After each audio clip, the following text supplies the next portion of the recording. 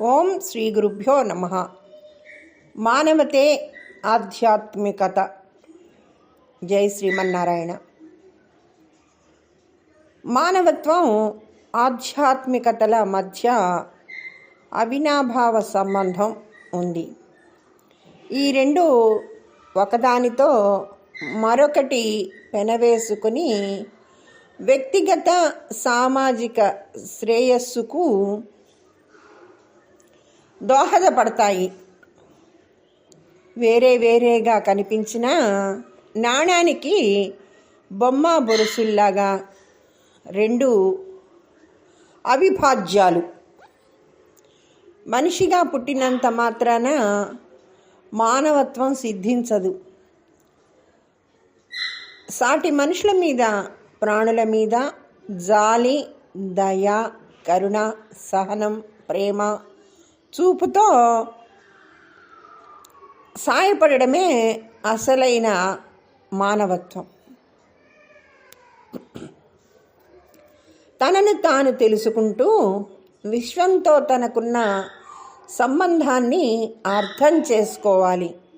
తద్వారా కంటికి కనిపించని సర్వాంతర్యామితో అనుసంధానం కావాలి. అంతరంగ శాంతిని పొందుతూ సదా చైతన్య స్థితిలో ఉండడమే అసలైన ఆధ్యాత్మికత. దీనులను అక్కున చేర్చుకుని వారి చివరి రోజుల్లో పంచి ఇచ్చి అసలైన ఆధ్యాత్మికతకు మానవతా రూపంగా నిలిచారు స్వామి వివేకానంద. మతపరమైన కర్మలు, ఆచారాలు, సాంప్రదాయాలు పాటించటం వల్లనే ఆధ్యాత్మిక వికాసం కలగదు. అది స్వీయ అన్వేషణ, స్వయం నియంత్రణలకు సంబంధించిన అంతర్గత ప్రయాణం. నేను ఎవరు అనే ప్రశ్నతో ఈ ప్రయాణం మొదలవుతుంది. అన్వేషణ ద్వారా అంతర్లేని నిరంతర చైతన్య స్థితికి చేరుకోవడమే ఆధ్యాత్మికత పరమావధి. కబీర్ దాస్ బోధనల్లో మానవత్వం, ఆధ్యాత్మికత విడదీయలేని అంశాలు. మతం, కులం, అంతస్తు వంటి భేదాలను పక్కన పెట్టి మానవత్వానికి, అంతర్గత ఆధ్యాత్మికతకు ప్రాచుర్యం కల్పించిన సాధువు ఆయన. సుఖంగా ఉన్నప్పుడు కూడా భగవంతుడిని తలుచుకునే వారికి దుఃఖం ఎందుకు వస్తుంది అని ప్రశ్నించి తన ఆధ్యాత్మిక మానవత దృక్పథాన్ని ప్రకటించాడు. మానవత్వం ఆధ్యాత్మిక మార్గానికి ముఖద్వారం వంటిది. ఆ మార్గంలో పయనించాలంటే స్వార్థం, అహం, ఆశ, కోరిక, క్రోధం వంటి మాలిన్యాలను తొలగించుకోవాలి. ప్రతిఫలాపేక్ష రహితంగా అందరికీ చేయూతనివ్వాలి. ఆధ్యాత్మికత లక్ష్యం కేవలం మోక్షానికి, ప్రశాంత జీవనానికి మాత్రమే పరిమితం కాదు.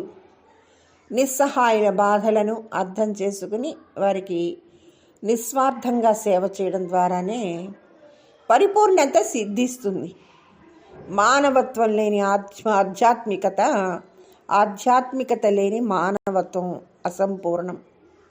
ఆ సంగతిని అర్థం చేసుకున్న ఆధ్యాత్మికవాది సమాజ సేవకు ముందుంటాడు. తద్వారా అసలైన ఆనందాన్ని, ఆత్మతృప్తిని అనుభవిస్తాడు. సమూహ సంక్షేమాన్ని కోరుకుంటాడు.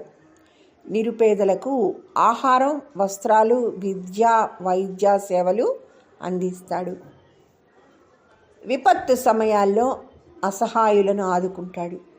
అహింసను బోధిస్తూ శాంతి స్థాపనకు కృషి చేస్తాడు. ఆధ్యాత్మికత సర్వం సమానమేనన్న భావనను ప్రోత్సహిస్తుంది. ప్రతి జీవి దైవస్వరూపమేనని దృక్పథం కలిగిస్తుంది.